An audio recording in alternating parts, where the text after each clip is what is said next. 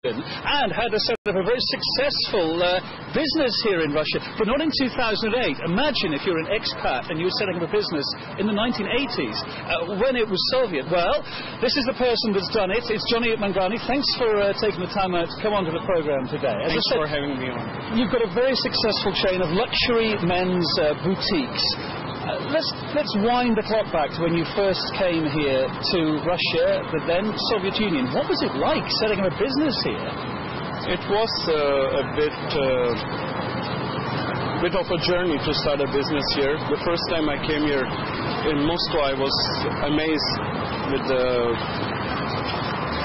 the wide avenues and the large stores, but most of them were empty. And I saw a great business opportunity here to provide people with, fashion clothes. And we started in 1983, and since then we have never looked back. Yeah, so then, what sort of client were you catering for? Was it a Russian clientele, was it? Initially, we started dealing with expats here, the foreign diplomats and expat businessmen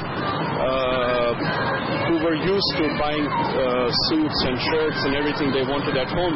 But here they didn't have a choice except for the Berezovka stores, which were also not very well stocked.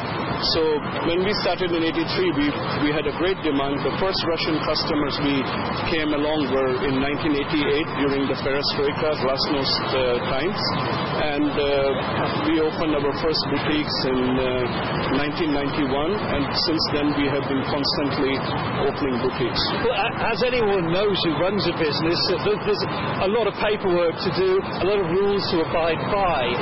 Was it harder then running a business than it is now, or vice versa?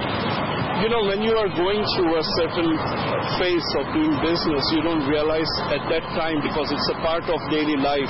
In hindsight, when you look at it, you do understand that you have faced a lot of challenges, and you have indeed achieved something by developing and by successfully running a business here. But at that time, one doesn't realize there is rules, and you have to go by the rules. You have to obey them. And I think rules and regulations exist in each and every country. It's just different everywhere, and you have to adapt to the local conditions, and we have done that very well. Let's talk about your clientele. What sort of people come to you now then? What sort of stores are yours?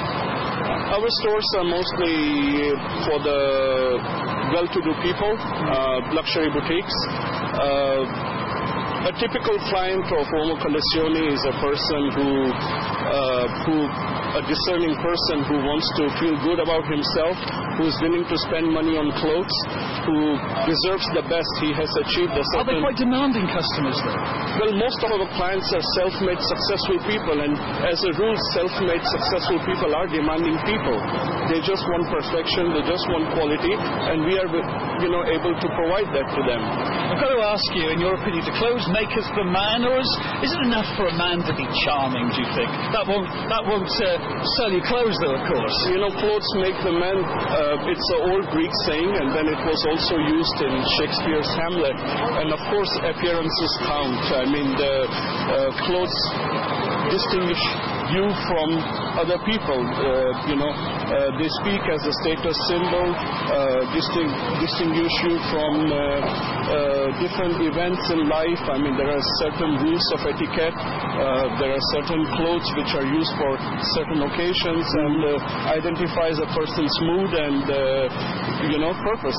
Well, we just want a little snippet personally from you now. This is what we're doing all our guests across the hours that we're interviewing. If there's one thing you'd like to see change or indeed stay the same here in Russia in 10 seconds and for the next president over the next 4 years, what might that be here in Russia? I hope Russia continues to prosper. Russia has done very well in the last 8 to 10 years under President Putin, and I hope it continues to flourish and prosper. I also want the cold winters to come back. That's what I'm looking for. This isn't cold enough? No. Johnny Manglani, thank you for coming on the program today. Good to have you.